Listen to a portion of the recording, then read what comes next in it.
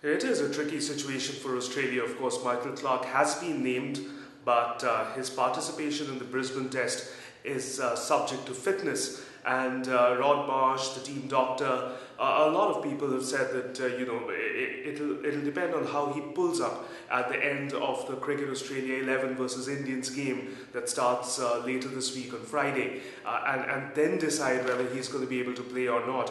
It is a gamble. Of course, it is a gamble naming him in that squad without a backup batsman named, which means that they're obviously expecting Michael Clarke to be fit for the game against India in Brisbane, and more importantly, who replaces him in case Clarke doesn't pull up. Remember that the last time we saw him on a cricket field, that's when the hamstring problems resurfaced against South Africa. It was on November 14th in Perth, in that first of 5 one-days, and since then he's been getting treatment, recovering not just for the hamstring but also for that long-term back problem that he has.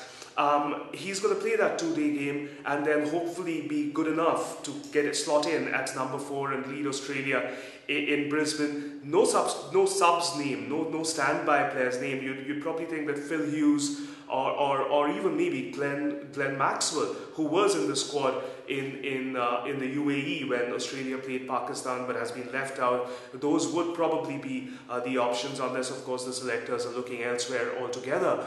But it's not just Clarke. Brad Haddin, he's passed the fitness test, but he's coming back after a pretty serious shoulder injury. Ryan Harris has played a couple of games for Queensland of late, but he hasn't really played international cricket for a long time. But you know Ryan Harris, and if he's out there, he's going to give us 100%, whether he's hurting or not. And Shane Watson, of course, coming back after an injury. He played that one-day series. He wants to play a bit of Shield cricket before that test starts. It's a 12-man squad. You'd probably think that Australia are well ahead of India as far as the odds are concerned. The series taking place in Australia, India's recent record in Australia, the fact that the Indians are a largely inexperienced side and are missing their own captain, MS Dhoni, at least for the first test. But fact is that the squad, it wouldn't have made the Australians very happy if this had been an Ashes test. At the moment, I suppose they'll take it. But a lot will depend on how Michael Clarke pulls up in that match in Adelaide against the Indians, the second of India's tour matches against Cricket Australia Invitational 11 that starts on Friday.